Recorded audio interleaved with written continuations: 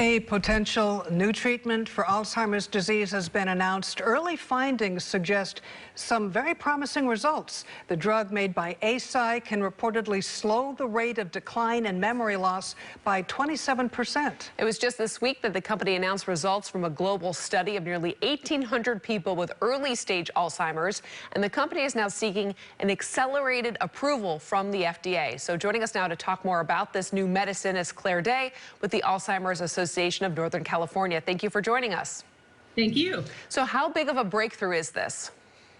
You know, this is such an exciting time because, as you mentioned, this is the first time, or it is a time where we've seen that the actual decline of cognitive issues. I think you mentioned about 27% had a reduction in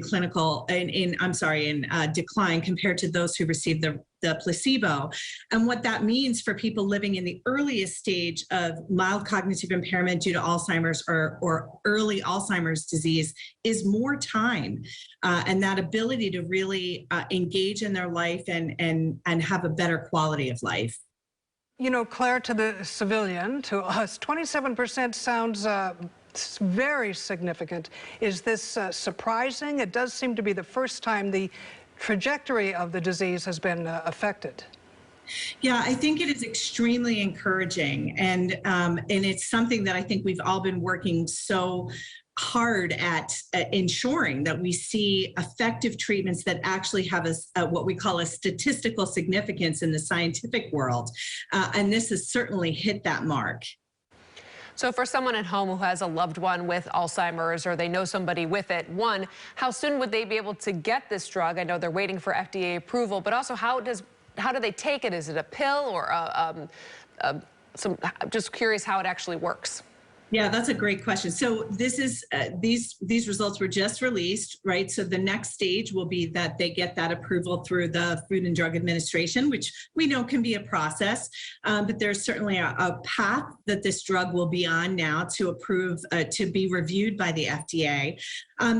This is what we call a monoclonal antibody. So this actually gets injected into the person's veins. It's not a pill. It is a treatment that they would go and actually have, maybe it would be monthly. It would be a specific opportunity for them to have this injected in a clinical setting. But what the drug will do is hopefully reach those outcomes, right? Which is that that reduction of cognitive loss. Claire, I know this. Yeah, the study focused on early stage Alzheimer's, and if all goes well and if this treatment actually happens, could it go beyond the earliest stages, or do we know that yet? So I think what's exciting about this drug in particular is that in addition to it being tested in mild cognitive impairment due to Alzheimer's or like you mentioned, the earliest stages, so there's truly early warning signs, this drug is also being used in a current clinical trial for people who are considered to be pre-symptomatic. What we know about Alzheimer's disease is that buildup of amyloid plaque in the brain that causes the loss of function later on is building up probably 20 years prior to any symptoms being exhibited. And so there is efforts in research looking at how do we address those, what we call that pre-symptomatic. How are there drugs that could target the buildup of amyloid plaque in the brain before the cognitive loss happens? Because it's that cognitive loss that impacts daily living and all of those other functions. And so there is a study currently going on that's actually hoping to test this drug in people who have the biology, they have the amyloid buildup, but they don't have any cognitive symptoms. So that's very exciting.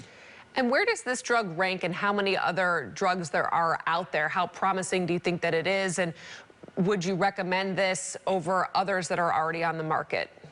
Yeah, well, I mean, I think from the association's perspective, we need to see that data review through the FDA, and if it passes that FDA approval, it's something that the Alzheimer's Association would absolutely stand behind to ensure that everybody gets access to it, that it's affordable, that it's something people could actually take and actually have benefits from.